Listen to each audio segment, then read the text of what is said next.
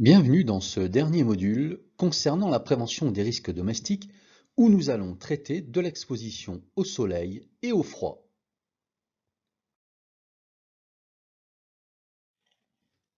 L'exposition au soleil peut entraîner à court terme chez les petits brûlures et déshydratation à long terme. Un vieillissement prématuré de la peau est également constaté, ainsi qu'une augmentation du risque des cancers.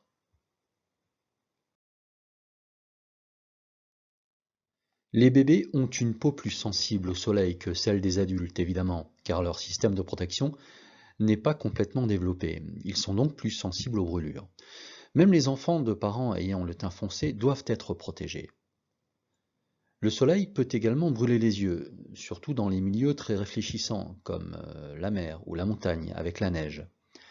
Le soleil et la chaleur peuvent, par ailleurs, provoquer des coups de chaleur, qui peuvent être sévères, voire mortels.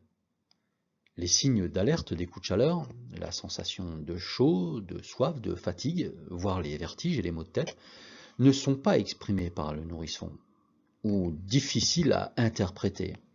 De plus, le nourrisson ne peut pas toujours se déplacer pour se mettre à l'ombre. Il faut donc prendre des mesures de protection drastiques. Éviter l'exposition directe au soleil du nourrisson. Le bébé sera gardé de préférence à l'ombre ou un parasol installé sur sa poussette. Protégez-le du soleil au moyen de vêtements comme des pantalons et chemises à manches longues, avec une casquette. Sachez que les vêtements mouillés assurent une protection moins efficace, tout comme les écrans solaires. Cependant, si vous lui en appliquez, choisissez un indice très élevé. Le port de lunettes de soleil est également très recommandé. Faites boire régulièrement les enfants sans attendre qu'ils manifestent leur soif. Et ne laissez jamais seul un nourrisson dans une voiture stationnée au soleil. À vous maintenant de me dire si ces affirmations sont vraies ou fausses. Le soleil peut provoquer des brûlures graves chez l'enfant et le nourrisson. Une exposition au soleil peut causer une déshydratation pouvant entraîner la mort. Même les enfants dont les parents ont le teint foncé doivent être protégés du soleil. L'exposition au soleil peut provoquer un vieillissement prématuré de la peau. L'exposition au soleil peut être responsable de cancer. Et enfin, une sensation de soif excessive, des vertiges, des maux de tête sévères peuvent être le signe d'un coup de chaleur. Qu'avez-vous répondu? Eh bien, toutes ces affirmations sont vraies.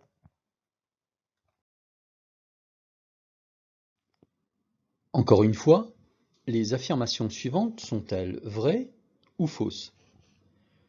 Les vêtements mouillés sont moins efficaces contre les rayons du soleil. En cas de forte chaleur ou la pratique d'un sport, il faut faire boire les enfants régulièrement sans attendre qu'ils le demandent. Le sable et la neige réfléchissent les rayons du soleil. Un enfant dans un porte-bébé ou un landau se refroidit plus vite que l'adulte. L'activité physique diminue la perception du froid. Alors, ces affirmations sont-elles vraies ou fausses? Qu'avez-vous répondu? Eh bien, encore une fois, toutes ces affirmations sont vraies.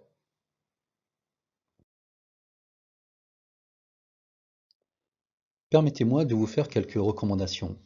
Nous l'avons déjà évoqué, les nourrissons seront impérativement écartés de l'exposition au soleil et mis à l'ombre. Il peut être prudent lors des sorties de les protéger en positionnant une ombrelle ou un linge, voire un vêtement, afin de leur faire de l'ombre dans leur poussette ou leur landau. Attention, veillez à ne pas calfeutrer la poussette ou le landau. Il est nécessaire de laisser l'air circuler. Dans le cas contraire, cela augmenterait la température dans la poussette ou le landau.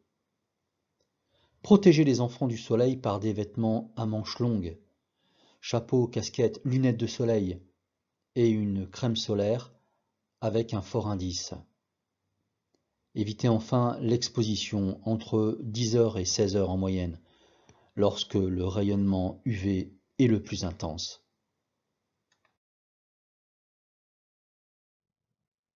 Nous ne pouvons pas, à proprement parler, supprimer le soleil, qui représente un danger pour les enfants. Mais nous pouvons interdire l'exposition au soleil entre 10 heures et 16 heures, comme nous l'avons vu.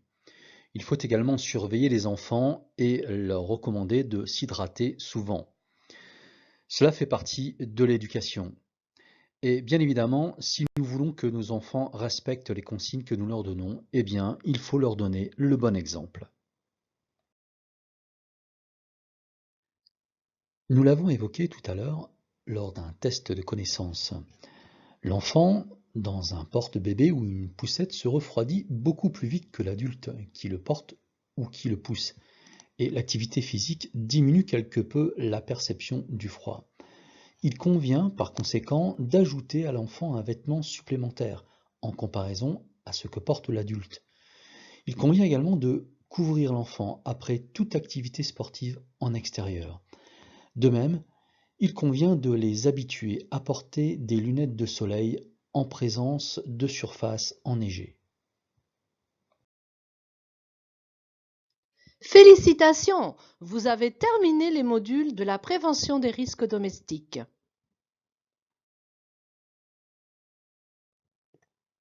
Félicitations! Il ne vous reste plus à présent qu'à passer le test de connaissance concernant la prévention des risques domestiques.